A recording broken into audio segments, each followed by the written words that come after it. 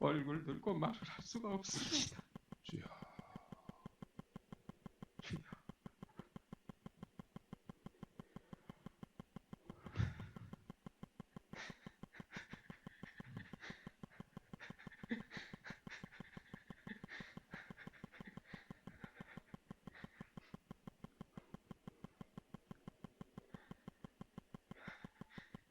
주님, 오늘은 75년 전에 얽매였던 억압에서 해방받은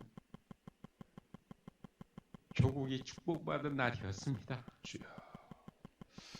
그때에는 교회가 살아있었고 성도들의 믿음이 살아있어서 그 암흑에서 벗어나기를 하나님께 간구했으며 하나님의 손이 우리를 구원하여 주시기를 그렇게도 부르짖고 애원했는데 하나님 그때 손을 펴시고 권능의 손으로 우리를 구원하시고 우리를 억압에서 해방시켜 주시는 큰 축복을 주셨습니다. 주여. 그 후로 세월이 흘러 75년이 지났습니다. 오늘 우리는 주님 앞에 얼굴 들 수가 없습니다. 주여. 오늘 이루어진 이 사태가 나의 죄요 우리의 죄악이 아니고 무엇이겠습니까?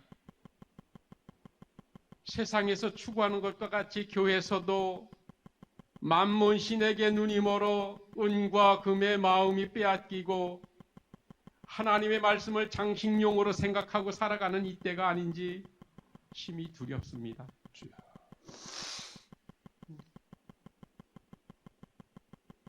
우리의 마음은 낮은 데 있어서 하나님이 그렇게도 아끼시고 궁휼히 여기셨던 사람들에게 손을 펴고 그들에게 다가가서 하나님의 삶을 나누어 주기를 원하시는 줄 믿사오나 오늘 우리의 삶은 높은 곳에 마음이 있으며 물질 쪽에 쏠려서 하나님이 원하시는 그 고달픈 삶을 헤아리지 못하고 살아온 것이 사실이 아닌지 두렵습니다. 주여. 주님, 하나님께서는 벌레 같은 우리를 제사의 약속으로 구원하셨다고 말씀하셨으며 아버지. 독생자 십자가 보혈의 언약으로 우리를 구원의 백성으로 인쳐주셨는데 우리는 그 크신 은혜를 망각하고 먹고 마시는 일에 힘쓰고 하나님의 말씀을 등한히 여긴 일이 한두 번이 아닌 줄 압니다. 아멘. 주여. 주여 공히 여겨 주시옵기 원합니다. 이 시간 온 세상이 코로나19라는 질병 앞에 공포를 느끼고 있습니다. 들리는 얘기로 대구에서는 부모가 자식의 집을 찾아가 문을 두드려도 열어주지 못하고 자식이 부모의 집에 찾아와 문을 두드려도 그 자식을 영접하지 못한다는 얘기를 들었습니다. 주님, 이 일이 비록 대구에서만 일어나겠습니까?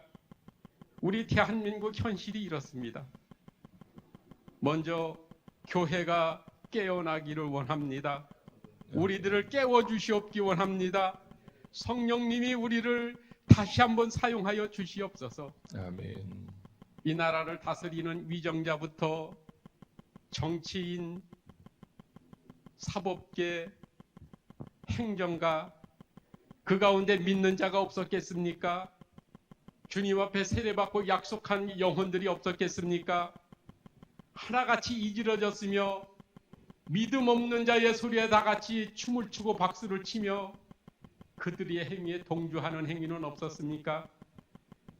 주여, 오늘 이 사태를 보면 양의 탈을 쓰고 하나님의 택하신 백성들의 영혼을 도적질하는 신천지라는 이단이 숨겨서 사람들의 이목에서 벗어나 어두움 속에서 도적질을 갈구하고 있을 때에 하나님은 그를 여지없이 세상에 드러내셨으며 주여. 세상에 등불보다 더 밝게 밝히셨습니다. 그들이 자생할 수 있었던 까닭이 무엇입니까? 우리가 말씀의 권능을 잊어버리고 하나님의 놀라우신 축복을 망각했을 때에 그 틈새를 노리고 돌아와서 믿음이 연약한들을 유혹하고 도적질한 줄 압니다. 네, 아버지. 주여, 그 죄가 우리의 죄이며 주의 이름을 부르고 하나님의 구원의 은혜로 세워진 교회라고 그렇게 찬송하고 기도하고 예배드렸던 우리들의 잘못이 아닙니까? 아멘. 주여. 주여, 우리를 공혈히 여기시고 불쌍히 여겨주시옵기 원합니다. 우리에게 겨자씨만한 믿음이라도 남겨주시고 그 믿음으로 말미암아 이 난국을 교회로부터 타파해 나가고 세워나갈 수 있도록 도와주시옵기 원합니다. 아멘. 이제로는 세상 사람들이 교회를 걱정하여 주는 것이 아니라 세상이 교회를 염려하고 걱정하며 그들을 선도해 나갈 수 있도록 청정지역이 되게 하시고 주여. 하나님의 구원의 처소가 되게 하여 주시옵기를 원합니다. 아멘. 주여. 저희들은 하나님 아시는 대로 연약합니다. 부족합니다. 보여드릴 것이 없습니다. 그러나 그렇게 연약했던 12 제자를 주님 사랑하셨을 때에 그들은 세상을 변화시킬 수 있는 능력의 일꾼들이 하나님의 변화의 사람들이 될 수 있었습니다.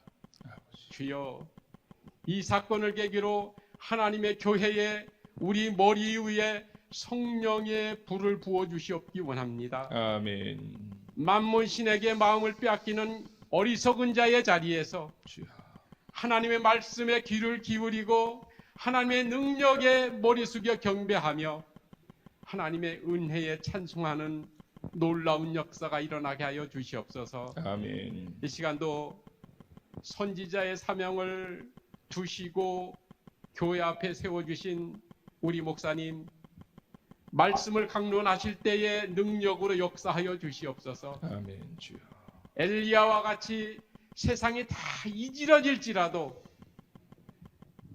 엘리야가 세상을 향해 외쳤던 그 진리의 음성같이 우리 목사님 음성이 이지러지는 세상에서 세우는 말씀 되게 하시고 살리는 말씀 되게 하시고 듣는 자들에게 복을 전해 주실 수 있는 능력의 말씀이 되게 하여 주시옵소서. 아멘. 우리들이 모든 영광과 경배를 하나님께만 올려드립니다. 예수님의 이름으로 기도하옵나이다. 아멘. 아멘.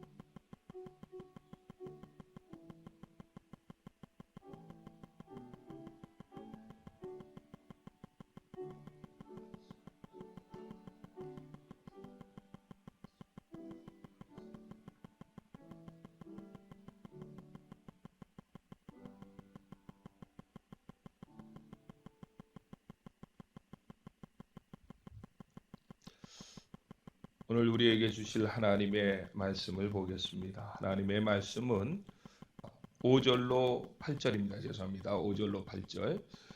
너희 중에 누구든지 지혜가 부족하거든 모든 사람에게 후히 주시고 꾸짖지 아니하시는 하나님께 구하라. 그리하면 주시리라. 오직 믿음으로 구하고 조금도 의심하지 말라.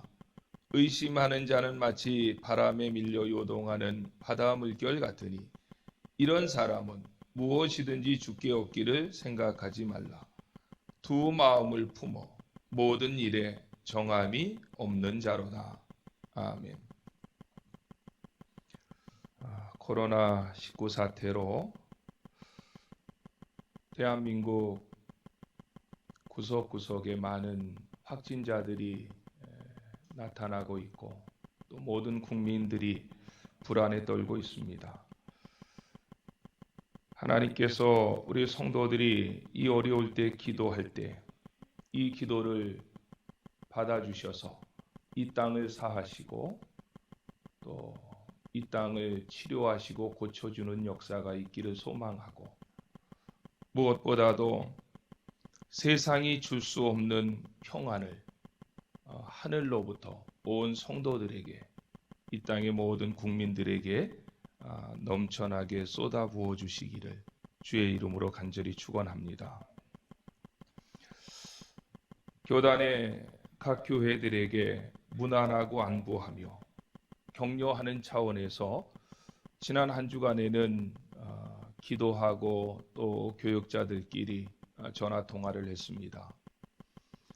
우리 교회도 역시 마찬가지지만 교단이 아마 북한에서부터 뿌리를 찾는다면 100년의 역사를 이제 내년에 맞이하게 되는데 100년의 역사를 눈앞에 두고 있는 동천교회도 금주와 다음 주는 영상 예배로 드립니다. 100년에 한 번도 없었던 일이었다고 했습니다.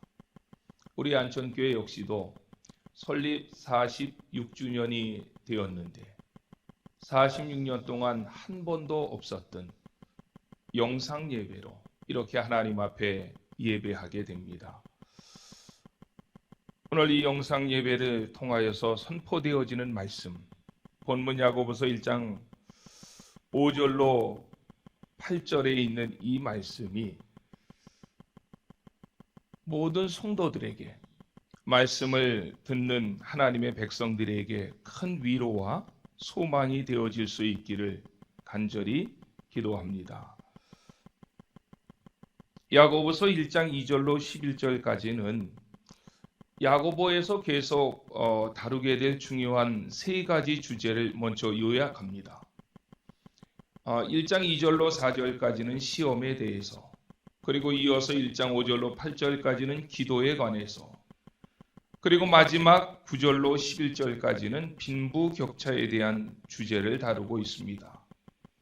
시험과 기도, 이 빈부격차에 관한 주제는 계속적으로 야고보서에서 두세 번은 아마 더 언급되어질 중요한 주제입니다. 이 세 가지 주제 중에서 지난주에는 야고보서 1장 2절로 4절 말씀을 의지해서 시험을 당하거든 이라는 제목으로 시험에 관한 말씀에 대해서 증거해 드렸습니다. 야고보는 만약에 시험을 당할 때에 시험이 내게 찾아오면 기쁘게 여기라고 권면합니다. 2절의 시험이라고 하는 단어는 헬라어로 페이라스모이스라고 하는 단어인데 영어로는 temptation 혹은 trial 이렇게 번역을 했고, 한글로 말한다면 유혹, 고난, 역경, 어려움이란 뜻입니다. 지금 코로나19 사태로 온 세상이 어려움 속에 있습니다. 이 역시도 페이라스모이스, 시험입니다. 우리에게 닥친 고난, 역경, 어려움입니다. 이러한 어려움이 있을 때에 야고보는 기쁘게 여기라 이렇게 우리에게 말씀하고 있는데,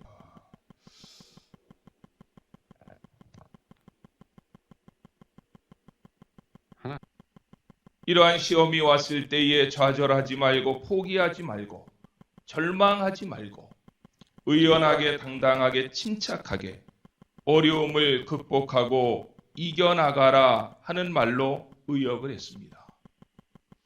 왜 시험이 오면 우리는 기뻐해야 됩니까? 좌절하고 절망하는 것이 아니라 당당하게 의연하게 침착하게 그 시험을 이겨나가야만 합니까? 2절 말씀에 보면 한국어 성경에서는 마치 그 문장이 콤마로 마치는 듯 하여 있습니다. 그러나 킹제임스 버전을 비롯한 영어 성경에서는 2절이 콤마로 맞춰지지 않고 세미콜론으로 맞춰져 있습니다. 이 콤마와 세미콜론, 이 차이가 무엇입니까? 콤마라고 하는 것은 마침표입니다. 2절 문장이 어려움을 당하면 기쁘게 여기라 하고서 문장이 여기서 끝났다면 그것은 절망입니다. 그런데 영어 성경에서는 끝이 콤마로 맞춰지지 아니하고 세미클론으로 맞춰졌기 때문에 이 시험이 올 때 그것을 참고 견디면, 기쁘게 여긴다면 새로운 결과물들이 뒤에서 기다리고 있다는 말입니다. 그 새로운 결과물들이 무엇입니까? 3절과 4절에서 한 가지씩을 이야기하는데 3절에서는 그 시험은 믿음의 시련을 가져다 준다는 것입니다. 여기에 믿음의 시련이라고 하는 말을 NIV 성경에서는 The Testing of Faith 이렇게 되어 있습니다. 이 말은 헬라어로 도키미온이라고 하는 말인데 이 말의 뜻은 확증하다, 검증하다 라는 말입니다.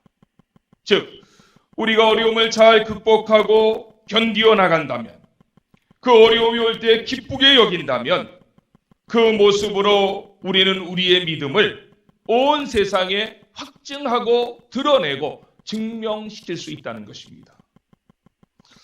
코로나19 앞에서 믿는 자들의 믿음이 이 세상에서 확연하게 드러날 수 있기를 주의 이름으로 축원합니다. 4절에서는 또 한 가지 결과물을 우리에게 설명하는데 우리를 온전하고 구비하여 조금도 부족함이 없게 하려 함이라고 말씀합니다. 세상에 온전하고 구비하여서 조금도 부족함이 없는 사람이 어디에 있습니까? 이분은 오직 한 분밖에 없습니다. 예수 그리스도이십니다. 그러므로 우리가 시험을 극복하고 참고 이겨나간다면 우리는 예수님을 닮아갈 수 있는 사람들이 되어진다 라고 하는 그러한 표현입니다. 오늘은 5절로 8절의 말씀을 가지고 기도에 관한 주제로 여러분들에게 말씀을 증거해 드리려고 합니다. 먼저 우리가 이 기도에 대한 말씀을 살펴보기 위해서는 배경적으로 야고보는 목회자였다는 사실을 기억해야 됩니다. 야고보는 선교사가 아니고 신학자가 아니었습니다. 예루살렘 교회를 담임하는 담임 목사였습니다.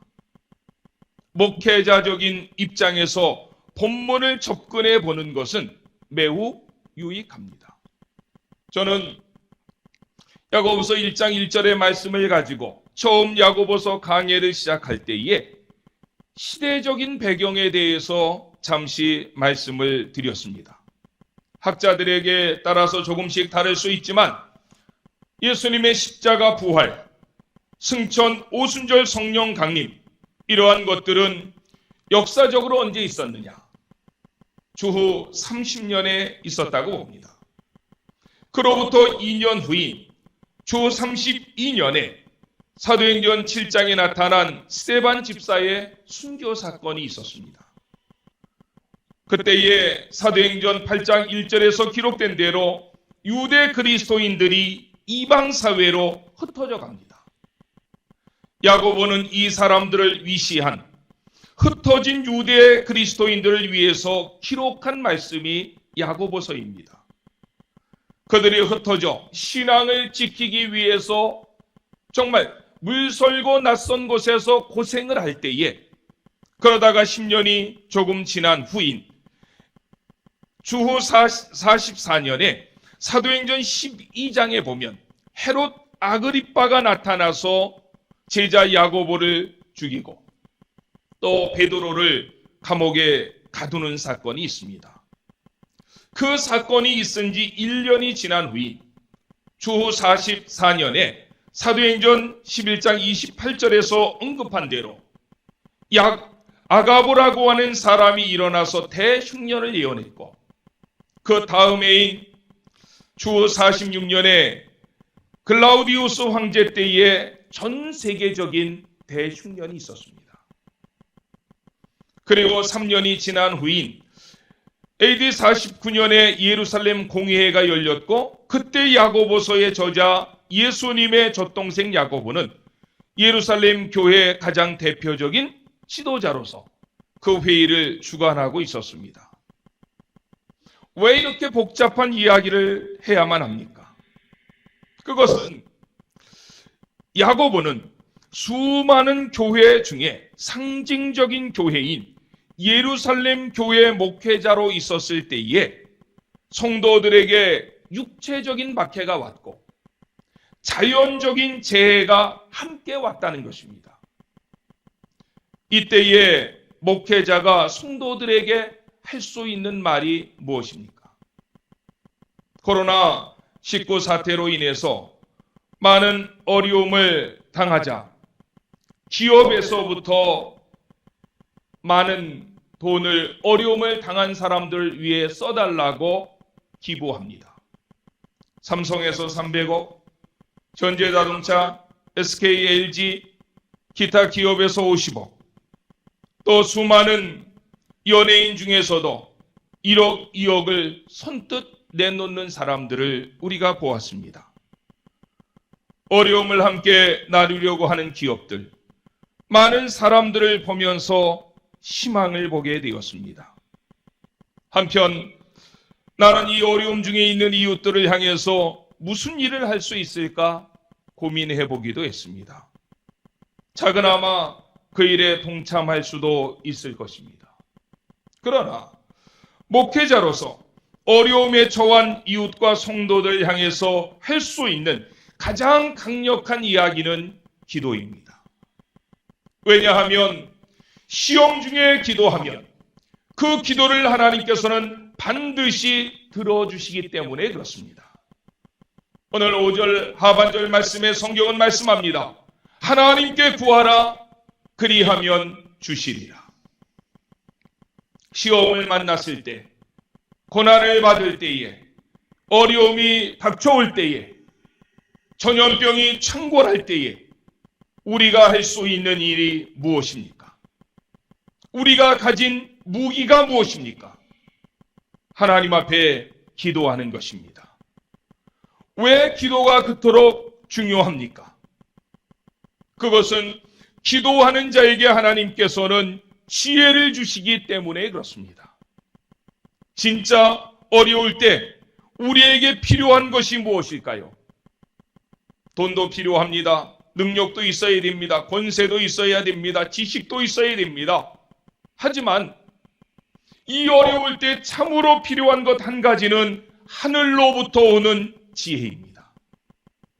코로나19 사태가 시작될 때 온 국민들은 청와대를 바라보았습니다. 왜냐하면 청와대는 돈과 능력, 권세, 힘, 조직, 거기에 세상적인 지식을 가진 사람들이 다 모여있는 컨트롤 타워이기 때문에 그렇습니다. 그런데 코로나19 사태가 전국에 다 퍼져서 확진자가 어제 저녁에 보면 코로나 발생 40일 만에 3,150명이 되었습니다. 하루에 813명이 늘어갔습니다. 팬데믹, 세계적 대유행을 목전에 두고 있는 이 상황에서 청와대를 향한 아쉬움이, 안타까움이 한 가지 있습니다. 그것은 하늘의 지혜가 부족했다는 것입니다. 하늘의 지혜라고 하는 이 말의 근본 뜻이 무엇입니까? 열왕기상 3장 4절로 14절 말씀에 보면 솔로몬이 왕이 된 후에 1,000번제를 드립니다. 여기에 1,000번제라고 하는 것은 1,000번 예배했다는 것이 아니라 1,000마리의 양을 하나님 앞에 태워드렸다는 것입니다. 그리고 그는 하나님 앞에 나아가서 이 백성들을 다스릴 만한 지혜를 달라고 간구했습니다. 하나님은 솔로몬이 지혜를 달라고 간구할 때에 그가 구하지 아니한 부귀와 영화까지 주셨다고 성경은 말씀합니다.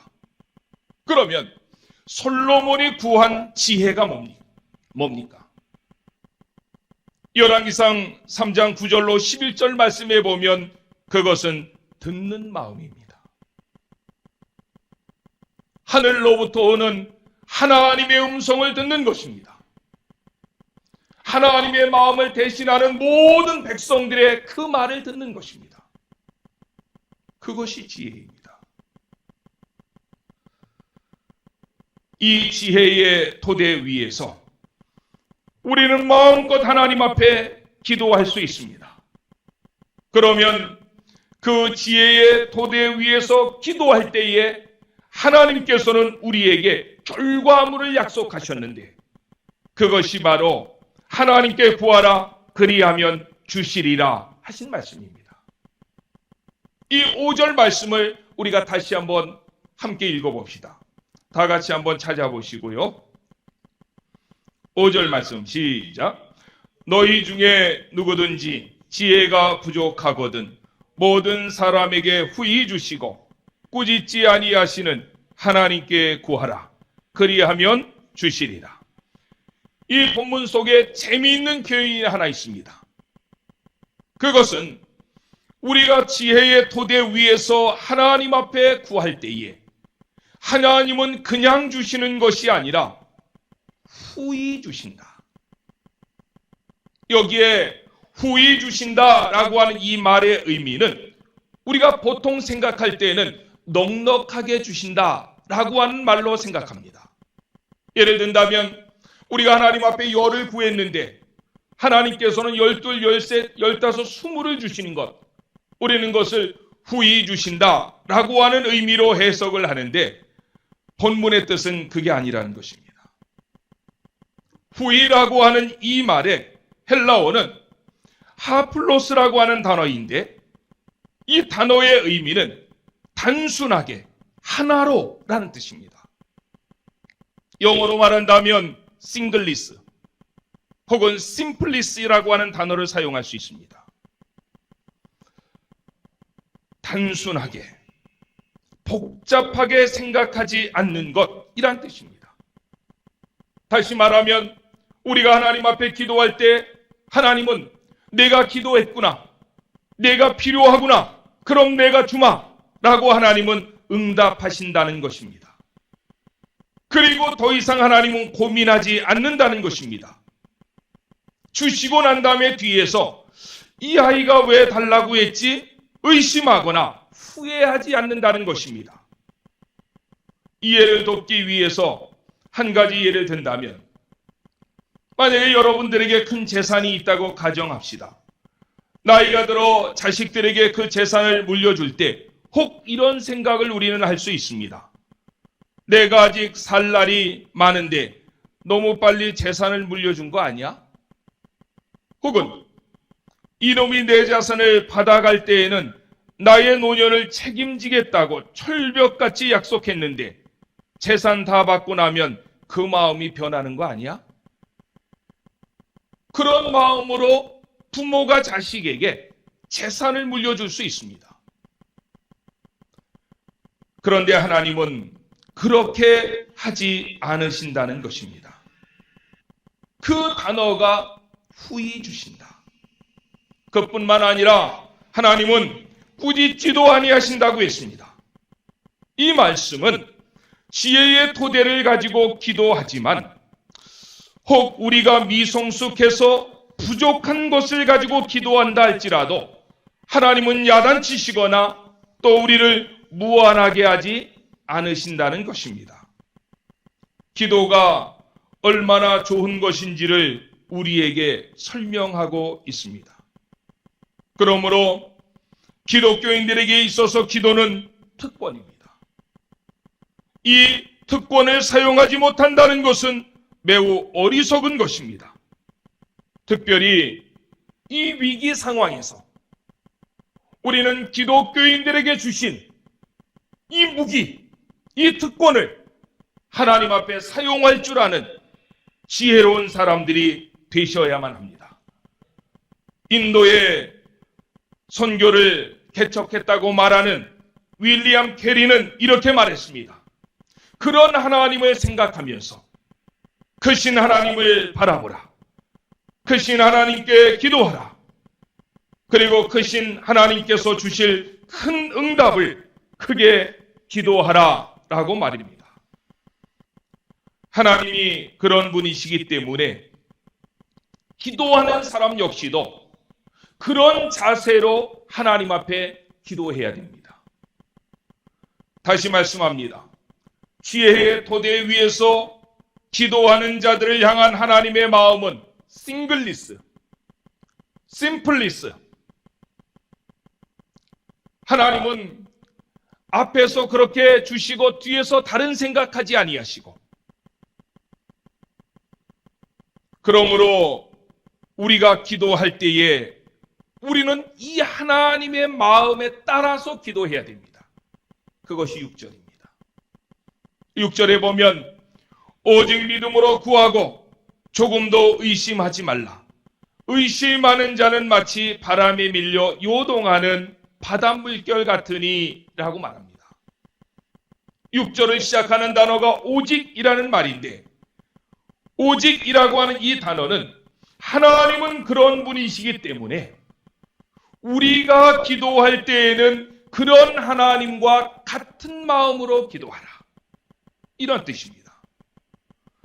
하나님은 우리가 기도할 때 두 마음을 품지 않고 응답해 주신다고 했습니다. 그러므로 우리도 기도할 때에는 싱글 마인드, 심플 마인드, 두 마음을 품지 말고 하나님 앞에 기도해야 됩니다.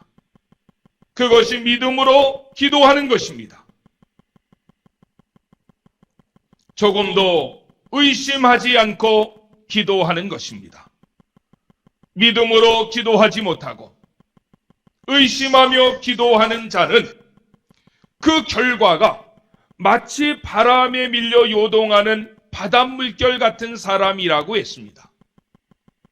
기도하면서도 마음이 조속으로 변하고, 기도하면서도 전혀 확신하지 못하고 불안해하고 안절부절한다면 그런 사람의 모습이 마치 바람에 밀려 요동하는 바닷물결과 같은 사람인데, 이런 사람들을 향해서 본문 7절은 이렇게 말씀합니다.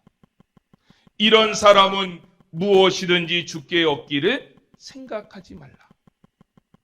왜요? 8절 말씀입니다. 두 마음을 품어 모든 정함이 없는 자로다. 여기에 두 마음이라고 하는 말은 헬라어로 둡시코스라고 하는 말인데, 이 말은 합성어입니다. 둘이라는 듀오라는 말과 사람, 인격체, 영물이라는 푸시케라고 하는 단어가 합성해서 둡시코스라고 하는 말을 만들어냈는데, 이 말은 이중인격이라는 말입니다. 이처럼 기도할 때에 가장 중요한 것은 하늘의 지혜의 토대 위에서 믿음으로 기도해야 되고, 절대로 두 마음을 품고 기도해서는 안 된다는 것입니다. 그런 예가 성경에 나와 있습니다. 바로 한나의 기도입니다. 그녀는 기도의 제목을 가지고 하나님 앞에 간절히 기도할 때, 당시 대제사장이었던 엘리는 너무도 간절히 기도하는 이 한나를 보고 의심합니다. 혹시 술 취한 여인이 성전에 들어와 기도하는 것이 아닌가? 얼마나 그 여인이 간절히 기도했는지를 보여줍니다. 엘리가 한나의 기도를 멈추게 하고 사정 이야기를 듣습니다. 그러고서야 나서 엘리는 왜 한나가 그렇게 간절히 기도했는지를 압니다. 그리고 엘리는 사무엘상 1장 17절에서 이렇게 말합니다. 엘리가 대답하여 이르되 평안히 가라. 이스라엘의 하나님이 내가 기도하며 구한 것을 허락하시기를 원하노라. 이때에 사무엘상 1장 18절에서 성경은 이렇게 말합니다. 이르되 당신의 여종이 당신께 은혜 입기를 원하나이다 하고 가서 먹고 얼굴에 다시는 근심빛이 없었더라. 한나는 하나님 앞에 기도할 때에, 기도의 응답을 받았을 때에 의심하지 않았습니다. 다시는 그 일로 인해서 걱정하거나 근심하지 않았습니다. 말씀을 정리합니다. 코로나19가 대한민국 전 지역으로 확산되어 가고 있습니다. 많은 사람들이 정부의 컨트롤 타워의 결정들을 걱정합니다. 그러나 감히 말씀합니다. 위기 앞에서도 희망이 있습니다. 그 희망은 교회입니다. 왜 교회가 이 위기 앞에 희망입니까? 믿는 자들에게는 하나님이 계시고 그 하나님은 우리가 기도할 때에 들어주시기 때문에 그렇습니다. 교회는 기도의 무기가 있습니다. 교회가 기도할 때 하나님은 분명 이 위기를 탈출할 만한 하늘의 지혜를 우리에게 주실 줄로 믿습니다. 이 토대 위에서 온 교회가 하나 되어 간구합시다. 우리의 죄를 용서해 달라고, 이 땅을 고쳐 달라고 말입니다. 특별히 대통령을 위해서 기도해 주십시오. 대통령 주변의 참모들을 위해서 기도해 주십시오. 정당만 있고 정부가 없는 사회를 만들어가는 그런 위정자들이 아니라 진실로 백성들을 사랑하고 하나님을 공경하는 지도자들, 위정자들이 되게 해달라고 기도하십시오. 어려울 때일수록 온 국민이 하나가 되게 해달라고 기도하십시오. 더욱이 코로나19 확진자들, 그 지역에서 불안과 공포 속에 떨고 있는 우리의 국민들, 그들에게 여호와 라파, 하나님께서 치료해 주시고 여호와 샬롬, 세상이 줄 수 없는 하늘의 평화를 그들에게 쏟아부어 달라고 기도해야 됩니다. 목숨을 걸고 현장으로 달려가서 환자들을 돌보는 의료진들, 수많은 헌신자들에게 용기와 힘을 더해달라고 기도해야만 합니다. 기도할 내용들이 너무도 많습니다. 오늘 하루는 거룩하고 복된 주일입니다. 다른 곳에 가지 마시고 하나님 앞에 우리의 기도에 무릎을 세워 주십시오. 성경을 한 곳 읽고 말씀을 마치겠습니다. 역대하 7장 14절 우리 찾아보시고 함께 봉독하겠습니다. 역대하 7장 14절입니다.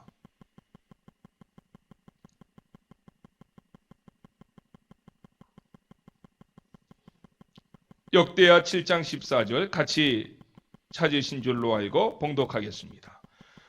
내 이름으로 일컫는 내 백성이 그들의 악한 길에서 떠나 스스로 낮추고 기도하여 내 얼굴을 찾으면 내가 하늘에서 듣고 그들의 죄를 사하고 그들의 땅을 고칠지라.